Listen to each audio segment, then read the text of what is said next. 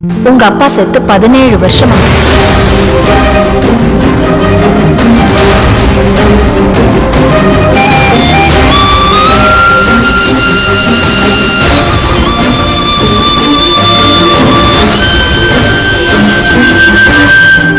நீங்க வெங்கடாச்சலம் தான்?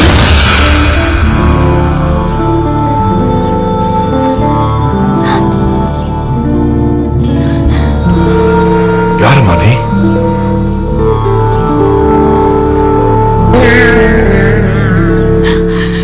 உயிரோட இருக்கிறவங்க செத்து போயிட்டதா அம்மா சொன்னாங்கப்பா.